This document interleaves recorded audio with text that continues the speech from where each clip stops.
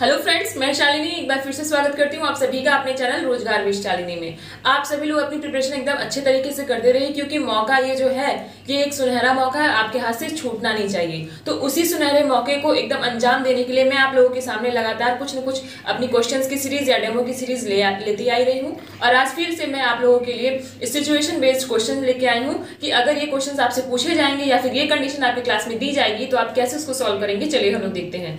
तो सबसे पहला क्वेश्चन है कि आप कक्षा में जाते हैं और देखते हैं कि सारे बच्चे बहुत ही तेज तेज से शोर मचा रहे हैं ना।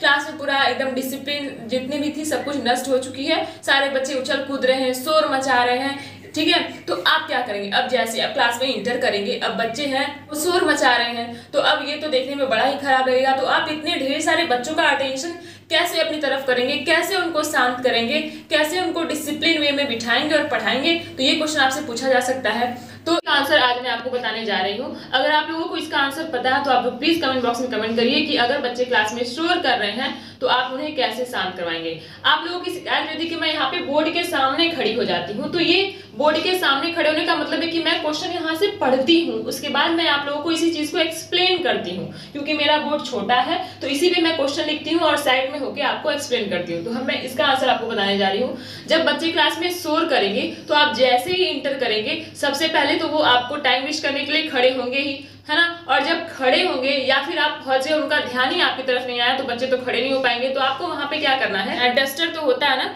डस्टर को आप 2 बार बीट करिए, सिर्फ 2 बार, टक टक। बहुत टीचर क्या होते हैं लगातार एकदम इतना तेज से टेबल को बजाएंगे कि पूरा दिमाग डिस्टर्ब हो जाता है। तो आपको ऐसा नहीं करना है, ठीक है। वहां पे रूल्स एंड रेगुलेशंस को फॉलो करते हुए, डिसिप्लिन को बनाए रखते हुए डस्टर को सिर्फ 2 बार, ठीक है, बीट करना है। उसके बाद अगर इसका इतना करने पे भी बच्चे शांत नहीं हो रहे हैं तो आप उनको कुछ अपनी तरफ से बातें बताइए, कुछ उनसे कहिए कि बच्चों मैं आज आप लोगों के लिए कुछ इंटरेस्टिंग सा गेम लेके आया हूँ, मैं आप लोगों को ये बताने वाला हूँ। या फिर आप किसी एक बच्चे को निकाल के उससे कुछ बातें पूछिए। इससे क्या होगा कि सारे बच्चे एकदम अटेंटिव वे में आपको और उस बच्चे की तरफ ध्यान देंगे कि आखिर ऐसी क्या बात है जो टीचर सिर्फ इस बच्चे से पूछ रहे हैं, हम लोगों से नहीं। या फिर वो उस बात को सुनने की कोशिश करेंगे कि आखिर टीचर इनसे पूछा है, हो सकता है मेरी भी चांस आ जाए, ठीक है। तो ऐसा आप लोग कर सकते हैं। कभी कभी क्या होता है कि बच्चों को अगर हम लोग रीडिंग करवाते हैं तो सारे बच्चे क्या करते हैं कि इधर उधर कुछ बातें करने लगते हैं, कोई काम करने लगते हैं या फिर आपस में कुछ खेलने लगते हैं। तो आपको क्या करना है, सिर्फ एक बच्चे को खड़े करके रीडिंग करते हुए नहीं बोल देना है। आप बोलेंगे कि मैं उसको रीडिंग करवाऊंगा और सारे बच्चों को बोल दूंगा कि पीछे पीछे से आप लोग भी रिपीट करिए। हाँ, हो सकता है कि बच्चे का ध्यान कहीं और है, वो बस सुन सुन के सिर्फ और सिर्फ बोल रहा है। तो आपको क्या करना है, अगर एक बच्चा रीड कर रहा है तो आपको क्या करना है कि दूसरे बच्चे को खड़ा करवा देना है कि अब बताइए कि वो बच्चा कहाँ से रीड कर रहा है ना। तो इससे भी क्या हो सकता है, अटेंशन आप लोग सीख कर सकते हैं बच्चों का, ठीक है। तो ये रहा पहले क्वेश्चन का जवाब कि अगर बच्चे शोर कर रहे हैं तो आप कैसे उनको शांत करवाएंगे, कैसे उनको अटेंटिव करवाएंगे, ये है उसका आंसर, ठीक है। नेक्स्ट क्वेश्चन है कि 2-4 बच्चे हैं जो लगातार अनुपस्थित रहते हैं क्लास में, है ना। रेगुलर वो क्लास में आते नहीं है, एब्सेंट होते हैं, बहुत ही ज्यादा एब्सेंट हो रहे हैं। तो इससे तो उनका लॉस हो रहा है ना। 1 दिन आएंगे, 4 दिन नहीं आएंगे, फिर 1 दिन आएंगे, 2 दिन नहीं आएंगे, तो ऐसे करके वो क्या होते हैं, रेगुलर एब्सेंट हो रहे हैं आपकी क्लास में। तो आखिर ऐसा क्यों है? एज अ टीचर आपको जानने का पूरा हक है कि आपकी क्लास का बच्चा क्यों रेगुलरली एब्सेंट हो रहा है, क्या बात है। आप उसके घर पे कॉल करेंगे, कॉन्टैक्ट लिस्ट में सारे पेरेंट्स का नेम होता है विद उनके कॉन्टैक्ट नंबर के साथ। तो आप क्या करेंगे, उनके घर पे कॉल करेंगे, उनसे पूछेंगे कि आखिर क्या बात है कि जो बच्चा एब्सेंट हो रहा है, क्या वो बीमार है या फिर क्या वो किसी फंक्शन में गया है या फिर वो कहीं घूमने गया, आखिर क्या बात है कि वो बच्चा स्कूल नहीं आना चाहता। अब अगर पेरेंट्स बोल देंगे कि ऐसी कोई बात नहीं, बस बच्चा जबरदस्ती से घर पे रुका हुआ है, तो आप क्या करेंगे, ठीक है। तो ये भी तो क्वेश्चन बन सकता है कि बच्चा खुद से जानबूझ के रोते रोते घर पे इतना बेहाल हो जा रहा है कि उसके मदर फादर उसको स्कूल ले जाने के लिए तैयारी नहीं हो रहे हैं। तो आपको क्या बोलना है कि वहां पे अब आप लोगों को पेरेंट्स को मोटिवेट करना रहेगा कि सर या मैम आप सिर्फ अपने बच्चों को हमारे स्कूल तक लेके आइए, उसके बाद उनको अपने क्लास में ढालना, अपने स्कूल्स के रूल एंड रेगुलेशंस उनको सिखाना, क्लास में कैसे बैठते हैं, कैसे अपने आप को मैनेज करते हैं, कैसे किसी भी चीज में इंटरेस्ट पैदा करते हैं, ये सब कुछ हमारी जिम्मेदारी रहेगी। आप सिर्फ अपने बच्चे को स्कूल तक लेके आइए, ठीक है। तो आप क्या करेंगे, इस तरीके से पेरेंट्स को मोटिवेट करिए कि हाँ पेरेंट्स भी कुछ अपनी तरफ से एफर्ट डालें अपने बच्चों को स्कूल तक पहुंचाने के लिए, ठीक है। नेक्स्ट क्वेश्चन है कि CW और SW समय से नहीं करके लाते हैं अगर बच्चे, तो फिर आप क्या करेंगे। जैसे कि रेगुलर क्या होता है कि हम लोग क्लास वर्क देते हैं, होमवर्क देते हैं, ठीक है। तो अब ऐसा तो नहीं होता ना कि हम लोग रेगुलरली क्लास वर्क की कॉपी चेक करते हैं, होमवर्क की कॉपी चेक करते हैं, कोई ना कोई हम लोग बोलते हैं कि 2 दिन बाद चेक करेंगे, या फिर हम लोग आज होमवर्क देते हैं कल चेक करते हैं। लेकिन इसमें ऐसा होता है कि कुछ बच्चे ऐसे होते हैं जो लगातार बहाने बनाते हैं कि मैम मैं अपनी कॉपी होमवर्क करके घर पे टेबल पे रख के भूल गया, है ना, मैं कर रहा था तो मैं यहाँ पे तकिए के नीचे रख के भूल गया। ऐसे अनेक बहाने बच्चों के पास होते हैं। तो आप क्या करेंगे, ऐसे तो बहाने बच्चे लगातार बनाते रहेंगे कि मैं भूल गया। इससे क्या होगा कि आप तो नेक्स्ट डे कॉपी चेक करने गए, 2-4 बच्चे कॉपी चेक करवाएं और बाकी बच्चे ऐसे छिपा लिए। फिर अगर उसके अगले दिन आप कॉपी चेक करना भूल गए तो क्या होगा, फिर तो इन बच्चों की कॉपी ऐसी ही रह जाएगी और बच्चे फिर आदत पा जाएंगे, अरे वाह ये टीचर तो सिर्फ होमवर्क देते हैं, कॉपी कभी चेक करते ही नहीं। तो इससे आपको क्या करना पड़ेगा, तो आपको ये करना है कि जो भी बच्चा होमवर्क नहीं करके लाया है आप उसको एकदम स्ट्रिक्टली खड़ा करिए। अब ऐसा नहीं कि इतना खड़ा कर दीजिए, इतना तेज से डांट दीजिए कि वो रोने गाने वहीं लगे और फिर कभी आपका होमवर्क ना करके आए। आपको ऐसा नहीं करना है, आपको उसको खड़ा करना है और पूछना है कि आखिर क्या बात है कि आप अपनी कॉपी नहीं ला रहे। ये तो एक बार हो गया, 2 बार, आप तो रेगुलर ऐसे करते हो। आखिर क्या बात है कि आपको होमवर्क करना पसंद नहीं है, या फिर आपको जो मैं होमवर्क देती हूँ वो आपको समझ में नहीं आता, या फिर आप करना नहीं चाहते हो, है ना। ऐसी कई ढेर सारी बातें, कई ढेर सारे क्वेश्चंस के तरीके से हम बच्चों से पूछ सकते हैं कि आखिर क्या रीजन है कि वो बच्चा होमवर्क करके नहीं ला रहा है, ठीक। और अगर वो बच्चा नहीं बताता कुछ भी तो आपको क्या करना है कि बोलना है कि आपको ये होमवर्क करके ही आना है। अगर आप इस तरीके से होमवर्क नहीं करके आओगे तो आपको इस चीज, इस क्लास में, या फिर ऐसे करके आप कुछ भी उसको बातें बता सकते हैं कि आपको इस चीज से वंचित कर दिया जाएगा, आपको इस क्लास में आने नहीं दिया जाएगा। तो इससे क्या होगा, बच्चा डर से अपने होमवर्क को कंप्लीट करके आएगा, ठीक है। नेक्स्ट क्वेश्चन है कि एक बच्चे की शिकायत है कि वह कक्षा में गाली देता है ना। एक बच्चा कोई शिकायत करता है दूसरे बच्चे के प्रति कि एक बच्चा है वो टीचर के ना होने पे, या फिर खाली बेल होने में, या फिर लंच में, या फिर छुट्टी में गालियां देता है, ठीक है, बच्चों को गाली देता है। तो आपको क्या करना है, अब वो बच्चा गाली दे रहा है, आपको तो पता चल गया कि वो बच्चा जो है वो स्पेसिफिक बच्चे का नेम आपको पता चल गया और आपको पता है कि यही बच्चा है जो गाली देता है। अब आप क्या क्लास में जाके उसको डांटेंगे, मारेंगे, पीटेंगे?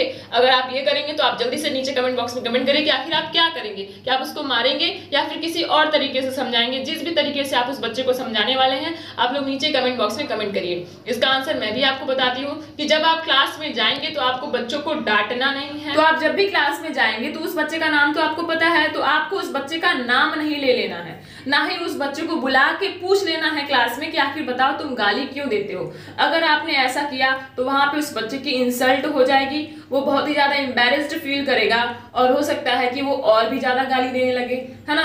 तो हम क्या करेंगे, उस बच्चे को साइड में बुलाएंगे और उससे पूछेंगे कि क्या आपको गाली देना बहुत ही ज्यादा अच्छा लगता है क्या, कि जो आप गाली देते हो, तो मैं आपको एक दिन का चांस दे देती हूँ, आप एक दिन पूरा दिन भर गाली दे दो, है ना। तो आपको क्या करना है, उसको ये सारी बातें अच्छे से पूछने की आखिर क्या रीजन है कि आप गाली देते हो। और आपको ये भी पता करना है कि बच्चे का बैकग्राउंड क्या क्या, घर पे वो यहाँ पे स्कूल में पढ़ता है और घर पे जाके ऐसे ग्रुप्स में रहता है जहाँ पे सिर्फ और सिर्फ बच्चे गाली देते हैं। तो ये सब चीजें आपको उनके पेरेंट्स से भी शेयर करनी है कि क्या बच्चे ऐसे ग्रुप में जा रहे हैं जहाँ से वो गाली सीख के आ रहे हैं, ठीक है। तो इस तरीके से आप पूरी केस स्टडी को करते हुए बताएंगे कि देखो बेटा गाली देना अच्छी बात नहीं है। जैसे आप किसी को गाली देते हो, ठीक है, तो अगर वही आपको दोबारा गाली देने लगे, उल्टा जवाब देने लगे आपको, ठीक है, तो आपको कितना बुरा लगेगा, आपको बैड फील होगा।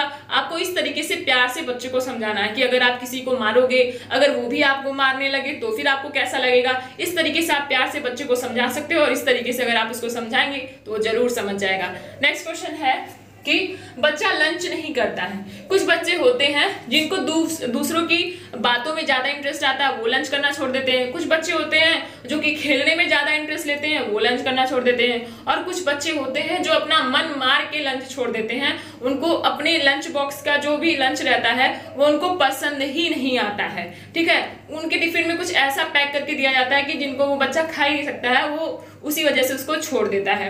तो आपको क्या करना है कि जब भी पेरेंट्स बोलेंगे या फिर हम लोग की ड्यूटी लगती है क्लास में लंच बॉक्स चेक करने के लिए कि आखिर किस बच्चे ने लंच किया है और किस बच्चे ने लंच नहीं किया है, ठीक है। तो आपको इस तरीके से रेगुलर चेक करना है और जिस भी बच्चे की लंच बॉक्स आपको मिलेगा कि उस बच्चे ने लंच नहीं किया है, तो आपको पूछना है कि क्यों, क्या हुआ जो आपने लंच नहीं किया है, क्या आपको आपका लंच बॉक्स पसंद नहीं आया, इसमें जो मटेरियल है वो आपको टेस्टी नहीं लगा, या फिर क्या बात है। तो वो बच्चा वहां पे बताएगा, या तो वो खेलने में रहा होगा, या तो उसका वर्क कंप्लीट नहीं रहा होगा, सारी चीजें वो आपको बताएगा। उस हिसाब से आप उसके पेरेंट्स से भी बात कर सकते हैं कि अगर उस बच्चे की टिफिन में टेस्टी फूड नहीं आ रहा है तो आप उसको उस तरीके का भोजन प्रदान करें जिसको वो अच्छे से खा सके। ठीक है, नेक्स्ट एंड लास्ट क्वेश्चन है कि बच्चे प्रश्न करने पर जवाब नहीं देते हैं। ठीक है, कुछ क्लास में कभी कभी कुछ होता है कि हम लोग किसी बच्चे से कुछ भी बात पूछते तो बच्चा आंसर ही नहीं करता है, तो ऐसे कैसे चलेगा। हम लोग को कैसे पता चलेगा कि जिस बच्चे को हम लोग पढ़ा रहे हैं अगर वो आंसर ही नहीं देगा तो हम लोग को कैसे पता चलेगा कि आखिर उसको समझ में आया है कि नहीं आया है। तो हमें क्या करना है,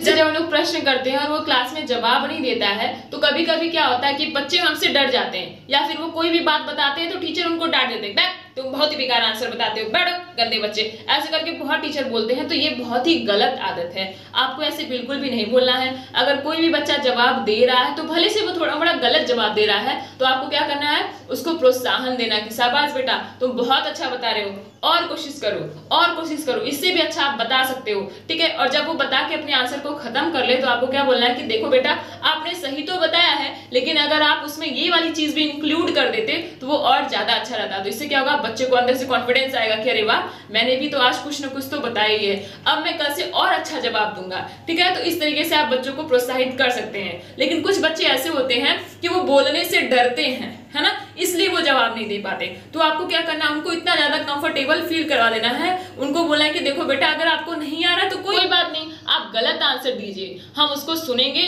और उस पर अगर कुछ भी गलत आप बोलेंगे तो हम आपको अच्छे से बता देंगे, इससे आपको आ जाएगा।